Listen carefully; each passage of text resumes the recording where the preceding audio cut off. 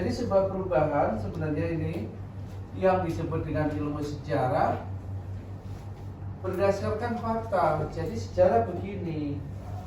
Ini ada ini enggak spidolnya? Punya spidol enggak? Saya sedikit pengen nulis sebenarnya. Kalau dulu saya sering nulis, sekarang malas nulis. Lalu bahas spidol, biasanya ada spidol. Ini spidol buat apa? Tulis di mana? Ini kecil amat. Kecil amat. Coba. Nah, kelihatan nggak? Iya, bapak berapa kecil? Hah? Masa bapak kecil? Harusnya yang gede, Pak. Gede. Sama. Benar nih ya, saya tulis gede ya. Nah, harusnya yang bisa kelihatan. Bentar dulu. Aduh. Jadi gini, ini adalah pengertian sejarah.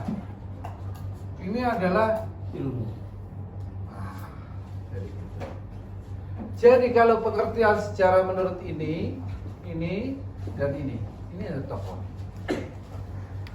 Ini yang disebut dengan Ibnu Khaldun. Ini Herodotus. Ini disebut dengan bapak sejarah.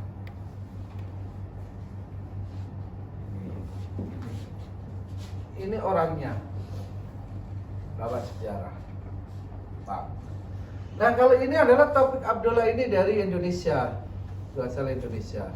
Mengatakan kalau di sini adalah perputaran jatuh bangunnya nih tokoh masyarakat dalam bentuk peradaban ini. Jadi sama dengan peradaban itu adalah sebuah budaya.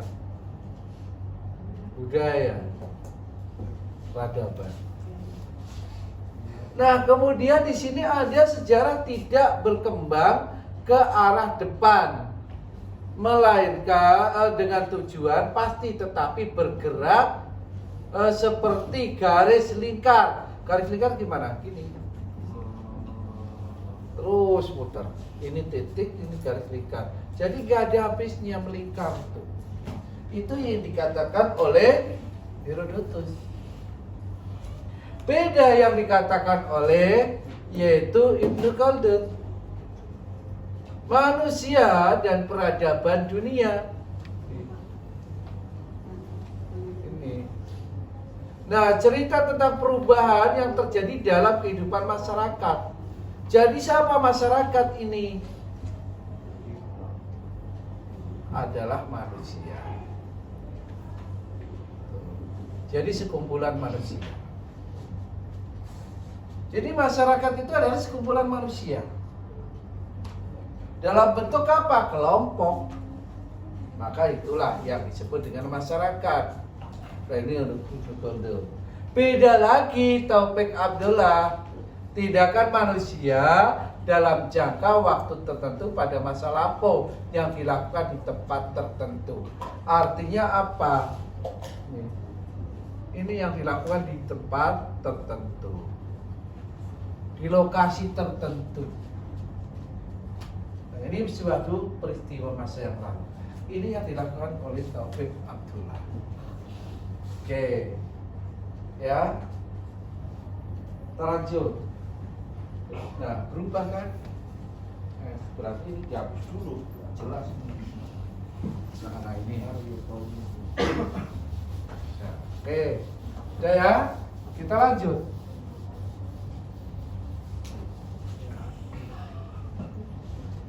Ini adalah tokohnya, lagi tokoh Mu'ali dan sebagainya. Saya kira ini nggak usah, kita pelajari sendiri. Nah, sekarang di sini ciri-ciri sejarah sebagai ilmu.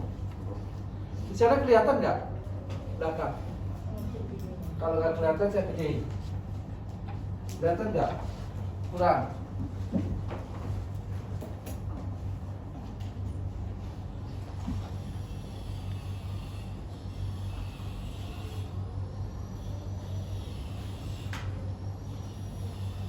Waduh, saya gimana dong? Ini nggak bisa ya. Pakai kursi, Pak. Buat kursi ya. Masa saya buat kursi jatuh ntar. Saya nggak bisa lari sana lari sini, ketutupan. Nah, nggak apa-apa ini. Ini adalah ciri-ciri sejarah. Yaitu terdiri dari nih.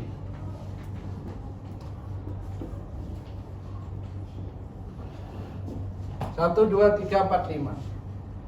Jadi ciri-ciri sejarah sebagai ilmu terbagi menjadi 5 menurut Utomijoyo, menurut tokoh ini. Nih. Di antaranya adalah bersifat empiris. Empiris apa coba? Empiris. Empiris apa? Yang dimaksud dengan empiris? Pengamatan sesuai fakta. Ya, yang lain ya benar. Apa empiris? Yang jelas. Dari pengamatan. Hah? Ada nggak di buku situ empiris? Ada nggak? Coba cari di buku empiris ada nggak?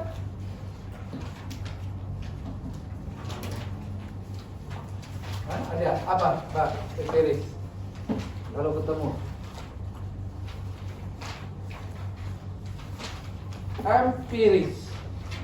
Berdasarkan empiris, berdasarkan pemikiran. Apa empiris? Berdasarkan kenyataan, berdasarkan pemikiran, pola pikir, berdasarkan apa lagi? Hah? Fakta. Dasar fakta. Apa lagi? Bukan khayalan. Khayalan. Bukan khayalan. Oh, bukan khayalan. Berarti bukan mimpi. Kalau gitu bukan khayalan, bukan mimpi, kenyataan. Berarti satu pengetahuan empiris. Artinya apa? Berpikir secara konkret. Berpikir secara nyata. Data ya. Nih. Jadi kalau gitu empiris itu adalah berpikir nyata, jelas, gamblang, tidak khayalan. Itu adalah empiris. Maka di dalam empiris ini sejarah itu benar-benar jelas, benar-benar realitas, tidak mengada-ngada. Maka di dalam sejarah punya sumber. Yang tadi saya katakan, ada sumber satu, lisan. Ada sumber satu, kedua tulisan. Ada sumber yang ketiga adalah benda. Ini adalah sebuah sumber daripada sejarah. Ini sumbernya lisan, tulisan, dan benda. Ini sumbernya. Kalau lisan itu adalah langsung tokoh. Tokohnya. Kalau sumber lisan adalah berhubungan dengan dokumen. Dokumen. Kalau benda adalah candi. Kemudian selain candi apa? Patung. Patung, apa lagi? Artefak.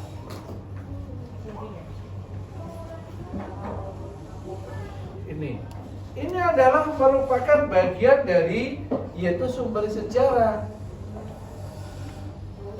Lisan ini adalah tokoh pelaku yang melakukan sejarah, yang melakukan sebuah peristiwa. Tuh, itu adalah tokoh. Kalau tulisan adalah dokumen, buku, ya, prasasti, itu adalah tulisan. Tetapi kalau sudah benda adalah candi, patung, artefak. Ini sumbernya. Maka inilah sebagai sejarah yang jelas, yang benar. Kemudian yang kedua, mempunyai objek. Objek itu apa? Tempat, ruang. Ruang lah. Tempat penelitian, ruang penelitian. Objek. Maka manusia adalah mempunyai objek. Manusia sebagai peneliti. Ya. Manusia meneliti. Manusia adalah mempunyai ruang, mempunyai waktu. Maka meneliti tentang pedesaan, meneliti tentang perkotaan, meneliti tentang lokal. Sehingga ada sejarah yang disebut sejarah kolonial, ya. Ada sejarah modern, ada sejarah reformasi, tuh berdasarkan kenyataan. Tuh, ini. Jadi objek itu adalah berhubungan dengan ruang dan waktu. Ini hubungannya. Oleh sebab itu antara manusia, ruang dan waktu saling berkaitan. Terus mempunyai teori. Teorinya apa? Ada beberapa teori tentang sejarah, peristiwa sejarah. Teori tentang evolusi, teori tentang revolusi. Oh, banyak teori yang digunakan dalam menunjukkan sejarah. Kemudian mempunyai generalisasi hubungan satu dengan yang lain, general.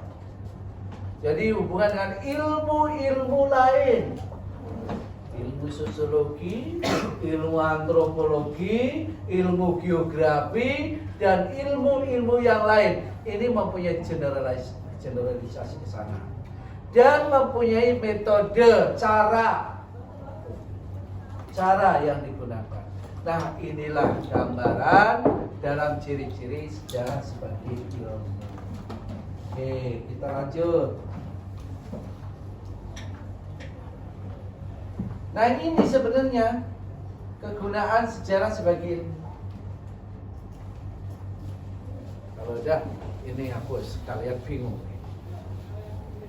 Nah, ini kegunaannya ini secara intrinsik dan secara yaitu ekstrinsik. Itu diantaranya. Apa secara intrinsik? Sejarah sebagai ilmu, sejarah sebagai penyataan pendapat, sejarah sebagai cara mengetahui masa lampau, sejarah sebagai profesi. Terus kegunaan secara ekstrinsik, sejarah sebagai pendidikan moral, sejarah sebagai pendidikan penalaran, sejarah sebagai pendidikan politik, kemudian sejarah sebagai pendidikan kebijakan, sejarah sebagai pendidikan perubahan, sejarah sebagai pendidikan masa depan. Ya, itu ada kegunaannya yang disebut dengan kegunaan intrinsik dan ekstrinsik. Ada nggak di buku tentang kegunaan itu? Oke, ya. Itu diantaranya. Oke. Fungsi sejarah sebagai ilmu, ada fungsinya. Nah, ini yang perlu kalian perhatikan. Jadi saya akan bawa ke sini. Fungsi sejarah sebagai ilmu. Apa sih fungsinya? Nah, ini.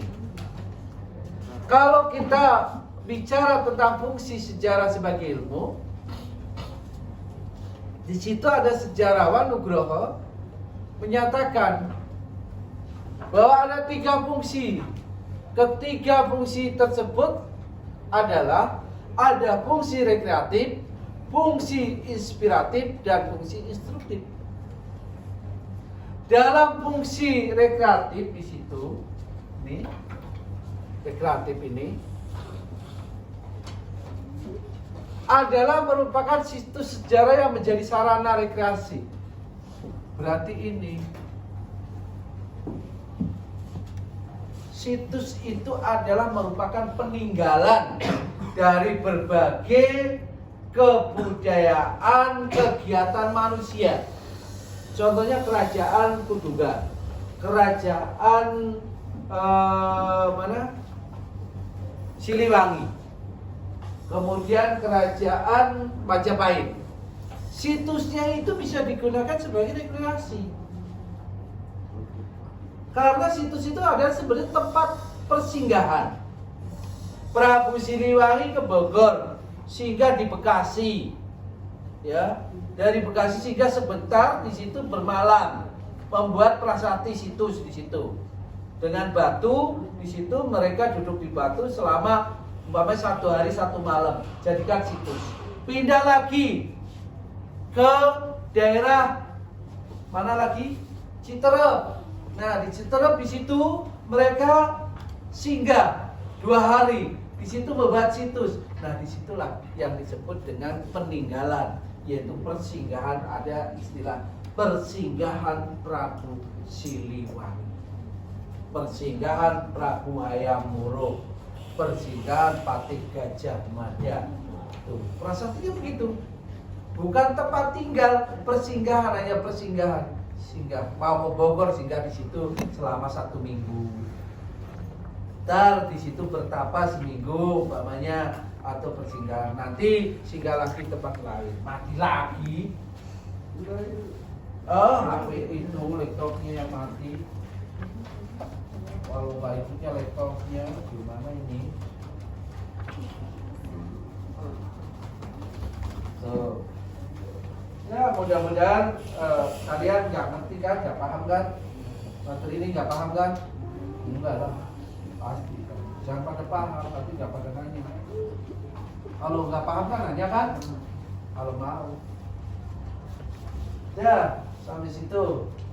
Ya, jadi ada beberapa yaitu prasasti tadi. Oke.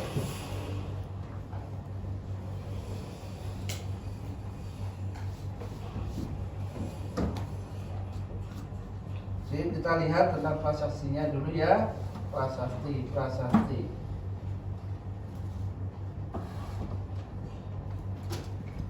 Di situ nanti kok begini saya.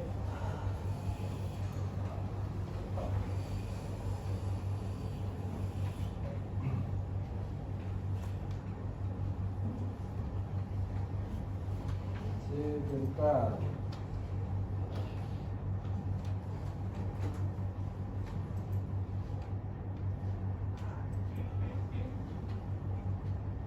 Ada yang bawa ini enggak?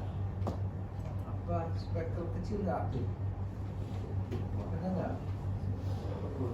Hah?